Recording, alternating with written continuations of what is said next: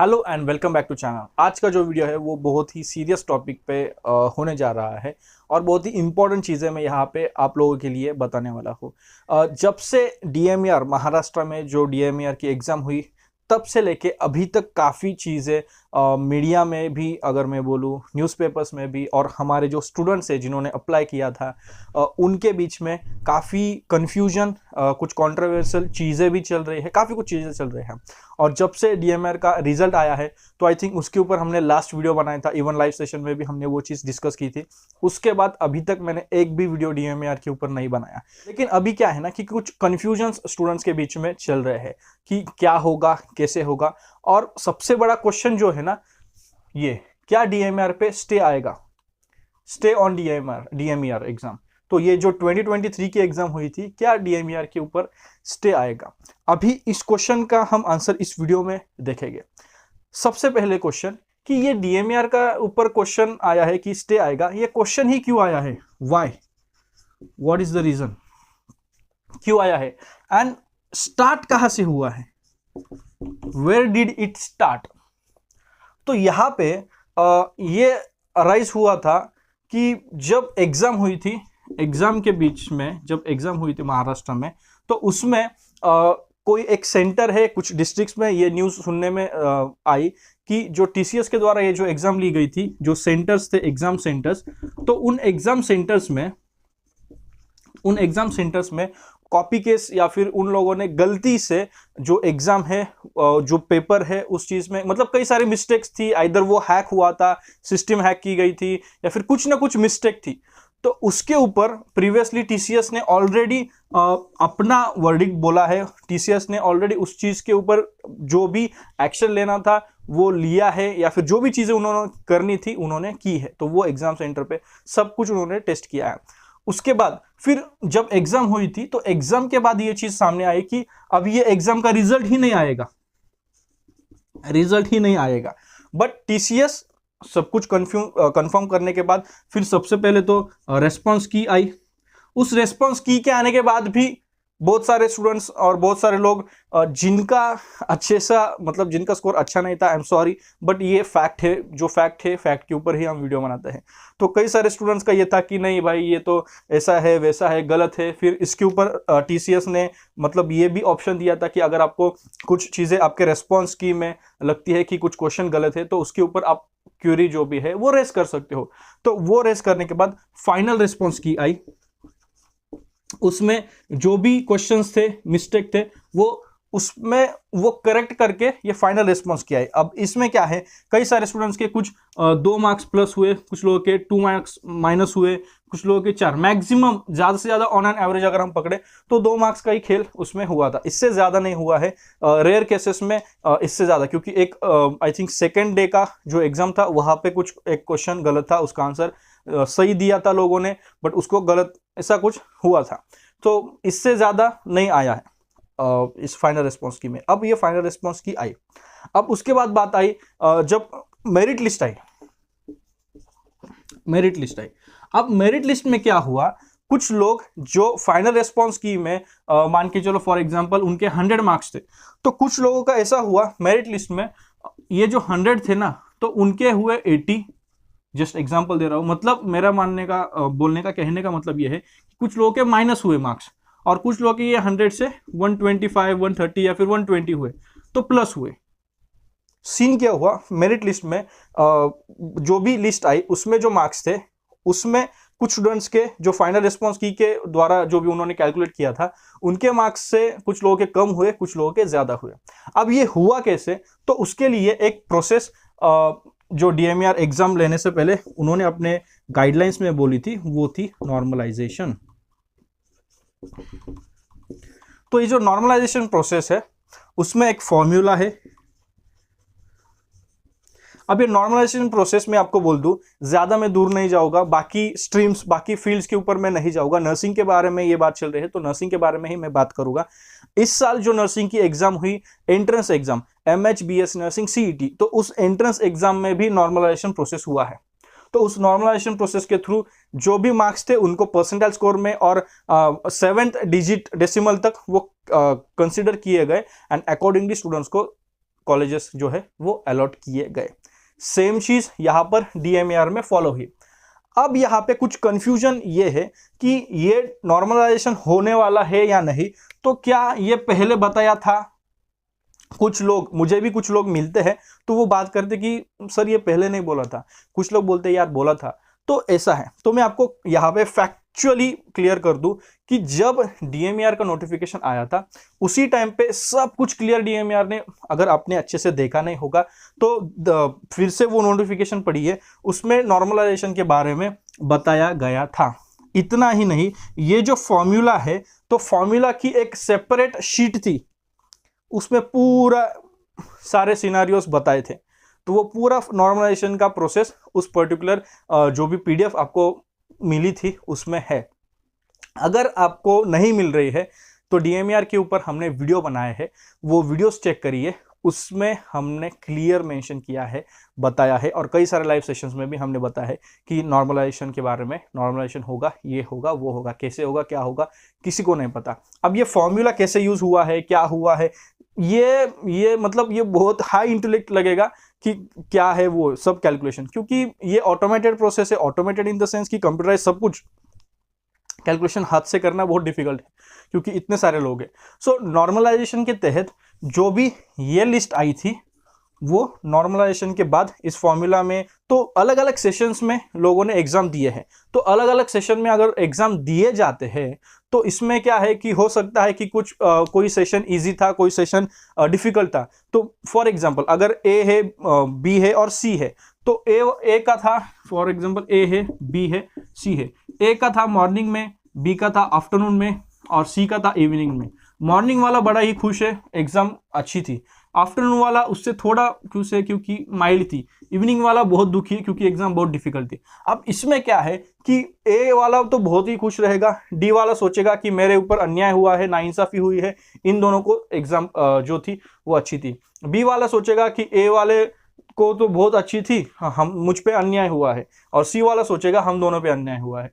तो ये ना हो, ये कोई ना सोचे, इसलिए नॉर्मलाइजेशन ये जो प्रोसेस है वो सामने लेके आए थे। एंड जैसे मैंने एग्जांपल दिया, MH BSc नर्सिंग CET में भी ये नॉर्मलाइजेशन प्रोसेस हुई है, तो इसमें भी हुई है, इसका मतलब ये नहीं कि फर्स्ट टाइम हो रहा है। एंड इसके अलावा एम्स BSc नर्सिंग देखो, वहां पर भी है। इवन हमारे महाराष्ट्र में ही कई सारे कॉम्पिटिटिव एग्जाम्स होते हैं जहां पर नॉर्मलाइजेशन इससे पहले भी हुआ है। तो जो क्वेश्चन है कि कंफ्यूजन है कि क्या नॉर्मलाइजेशन के बारे में पहले बताया था या नहीं बताया था, इसका आंसर मैंने आपको दे दिया कि ये पहले ही बताया था और ऑलरेडी वो हो चुका है। एंड वहीं से तो जो पहला रीजन क्यों स्टार्ट हुआ वो हमने देखा, किसने स्टार्ट किया, फिर कहाँ से स्टार्ट हुआ ये क्वेश्चन, तो वो भी हमने देखा। ये यहाँ से ही शुरू हो रहा था, यहीं से रिजल्ट आने के बाद, रिस्पॉन्स आने के बाद, फाइनल रिस्पॉन्स आने के बाद, मेरिट लिस्ट आने के बाद, वहीं से शुरू हो चुका है। अब इस बीच क्या है ना, काफी सारे लोग और कंफ्यूज कर रहे हैं, काफी सारे लोग और कंफ्यूज कर रहे हैं कि ऐसा होगा, वैसा होगा, ये होगा, वो होगा। कुछ मतलब जो ऐसे सोर्सेस है, ऐसे न्यूज़पेपर से जो ज्यादा नहीं पढ़े जाते हैं। हर एक न्यूज़पेपर, हर एक मीडिया का, आई रेस्पेक्ट एवरीबडी, हर एक का अपना राइट है, अपने अपने न्यूज़ वो प्रिंट कर सकते हैं, प्रिंट मीडिया हो, डिजिटल मीडिया हो, सबका। बट कुछ ऐसे न्यूज़ेस मतलब जो हम व्हाट्सएप यूनिवर्सिटी बोलते हैं ना, तो व्हाट्सएप यूनिवर्सिटी के मैसेजेस यहाँ वहाँ फॉरवर्ड हो रहे हैं, जिसके कारण ऐसे लोग जिन्होंने काफ़ी ज़्यादा मेहनत की है, काफ़ी मैं जानता हूं क्योंकि मैंने भी लाइव स्ट्रीम्स की थी स्टूडेंट्स के लिए, तो काफ़ी ज़्यादा स्टूडेंट्स उसमें जुड़ते थे और काफ़ी ज़्यादा मेहनत की है, और मेहनत के बाद अच्छे मार्क्स उन्होंने स्कोर किए। फिर नॉर्मलाइजेशन के थ्रू कुछ लोग कम हुए, ज़्यादा हुए, तो उसके बावजूद भी सब एवरीवन वाज वेरी होपफुल, और सबका ये था कि भाई हर बार अगर मतलब पिछले DHS का एग्जाम्पल है 2021 में, उसके पहले का भी है, तो हर बार ऐसा ही होगा क्या, मतलब होगा क्या हमारे नर्सिंग के लिए कि एग्जाम आप लोगे, फीस आप 900-1000 फीस आप लोगे, और उसके बाद क्या, कुछ नहीं, स्टे। बच्चे बार बार एग्जाम देते रहेंगे, आप फीस कलेक्ट करते रहोगे और स्टे। तो ये रीजन है कि ये स्टूडेंट जो भी है ना, वो काफी कंफ्यूज हो रहे हैं कि भाई अगर फिर से स्टे आ गया तो फिर देयर इज नो होप, फिर तो हम होप ही नहीं करेंगे।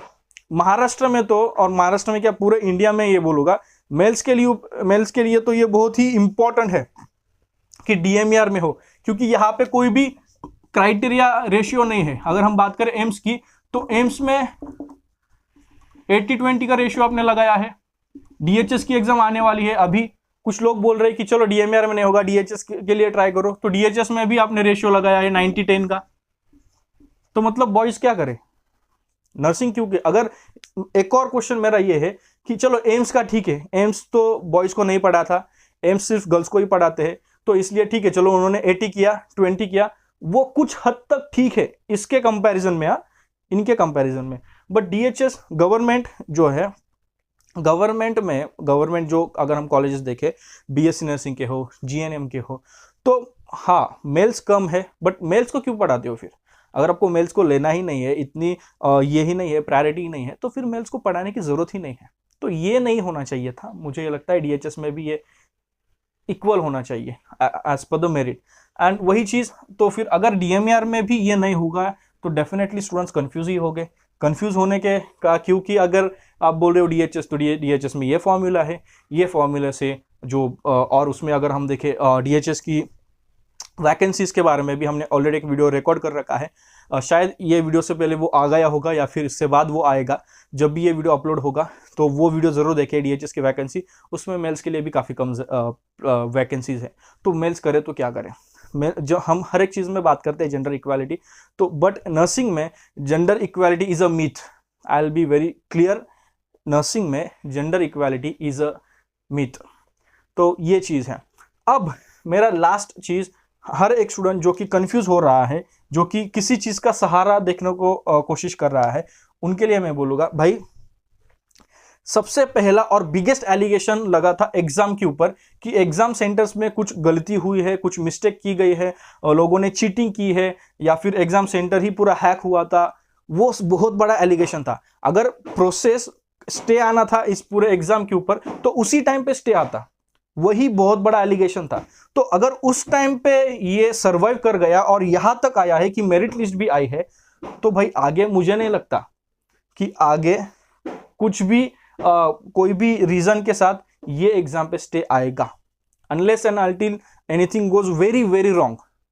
क्योंकि सब कुछ अभी सही चल रहा है कि चलो इसमें टाइम आया, एग्जाम सेंटर के ऊपर वो तो एलिगेशन था, उसके ऊपर टीसीएस ने जो भी एक्शन लिया, एग्जाम सेंटर जो भी उनको बुलाया, जो भी चीज हुई, उसके बाद रिजल्ट तो आया था ना, आपका रेस्पॉन्स की आई थी, फाइनल रेस्पॉन्स की आई, अभी मेरिट लिस्ट आई।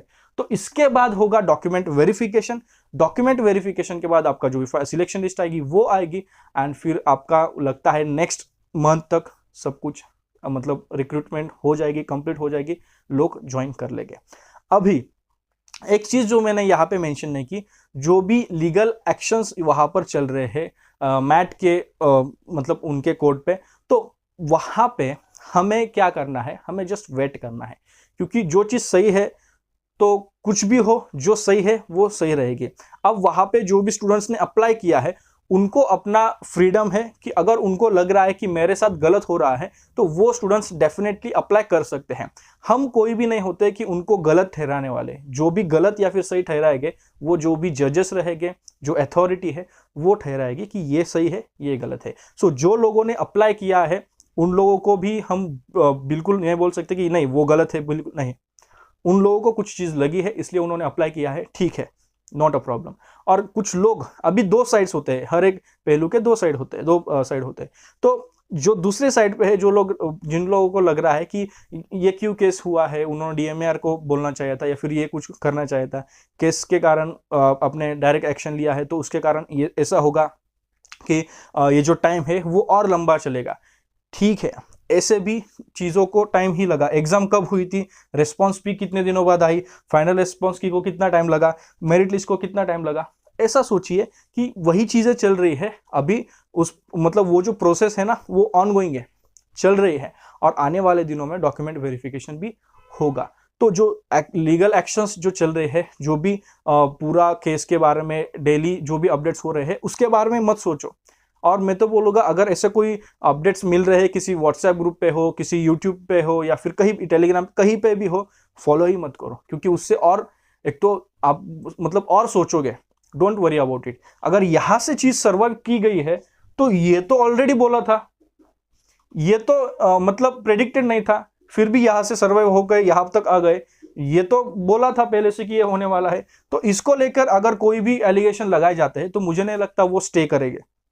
और रही बात केस की जो चल रही है, हर एक को हमारे डेमोक्रेसी में फ्रीडम है, वो अपने उनके राइट्स है, वो अपने अपने जो भी प्रॉब्लम होगे उसको लेके वो अप्रोच कर सकते हैं। तो अकॉर्डिंगली उन 4 स्टूडेंट्स ने किया है, उनको डेफिनेटली न्याय मिल जाएगा, जो भी है वो होगा। और जो बाकी स्टूडेंट्स है जो वेट कर रहे हैं, जिनको अच्छा स्कोर है या फिर जिनका सिलेक्शन हुआ है या फिर जिनको लगता है कि मेरा पॉसिबिलिटी है, प्रोबेबिलिटी है मेरा हो जाएगा, तो उन लोगों को भी कंफ्यूज होने की ज़रूरत नहीं है। आपको सिर्फ वेट करना है थोड़े दिन के लिए। क्यों? हमने इस चीज़ के लिए भी तो वेट किया है ना भाई। अगर यहाँ पे वेट किया है तो थोड़ा और वेट करो, और इसके ऊपर सोचो मत। अपना जो भी जॉब चल रहा है, जो भी काम चल रहा है, उसके ऊपर फोकस करो। डिस्टर्ब मत हो यहाँ वहाँ फ्रस्ट्रेशन पे, इसके ऊपर ये एलिगेशन लगा, ये गलत है, तू सही है। This is not the quality of a nurse. उस चीज़ को ध्यान में रखिए। And definitely if you are noble, तो सही चीज़ जो है ना वो आपके लिए होगी। चाहे वो हमारे 4 स्टूडेंट्स हैं जिनको लगा है कि गलत हुआ है, उनके लिए भी आने वाले दिनों में सही चीज़ होगी। और जिनको लगता है कि ये जो प्रोसेस है वो ज़्यादा लेट हो रही है, उनके लिए भी सही चीज़ आने वाले दिनों में होगी। आप बस वेट करो, प्रतीक्षा करिए। एंड एक और चीज़ मैं बोलूँगा कि DHS के लिए भी आप अप्लाई करिए। सो आई होप मैं इस वीडियो को बनाने का रीज़न एक ही है कि भाई कन्फ्यूजन दूर हो, और ये वो जो बाकी जो ब्रांचेस आते हैं ना हमारे माइंड में कि ये ऐसा है, वो वैसा, इसके कारण अभी ये क्या होगा क्या नहीं, तो वो दूर करने के लिए मैंने ये वीडियो बनाया है। आई होप ये वीडियो आपको हेल्पफुल लगा हो।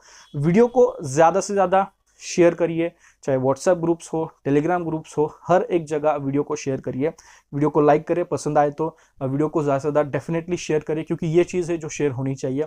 उसके अलावा अगर आप चैनल पर नए हो तो चैनल को सब्सक्राइब जरूर करें। मिलते हैं नेक्स्ट वीडियो में, तब तक के लिए शालोम, शांति और सलाम, बाय बाय।